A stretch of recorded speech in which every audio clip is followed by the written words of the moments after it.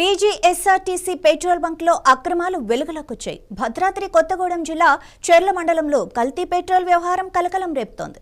అమాయక గిరిజనులను మోసం చేస్తూ పెట్రోల్కు బదులు మురికి నీళ్లు అమ్ముతున్నారని వాహనదారులు ఆరోపిస్తున్నారు.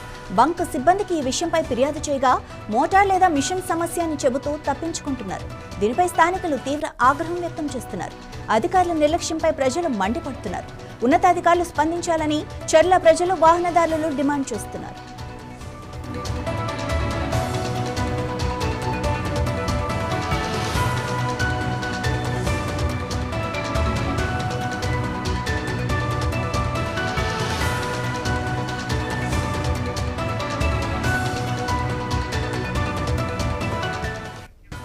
ఈ పెట్రోల్ బంక్ ఏర్పాటు చేసిన స్థలంపై కూడా అభ్యంతరాలు వ్యక్తమవుతున్నాయి.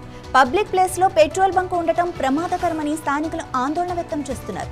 చుట్టూ hotels, gas godowns, bus stand వంటి వ్యాపార దుకాణాలు ఉన్న ప్రాంతంలో పెట్రోల్ బంక్ ఏర్పాటు చేయడం భద్రతా ప్రమాణాలకు విరుద్ధమని అంటున్నారు. ఇది ఎంతో ప్రమాదకరమైన పరిస్థితికి దారితీస్తుందని స్థానికులు భయపడుతున్నారు. దీనిపై తక్షణమే అధికారులు స్పందించి ఈ బంకును మూసివేయాలని స్థానికులు కోరుతున్నారు.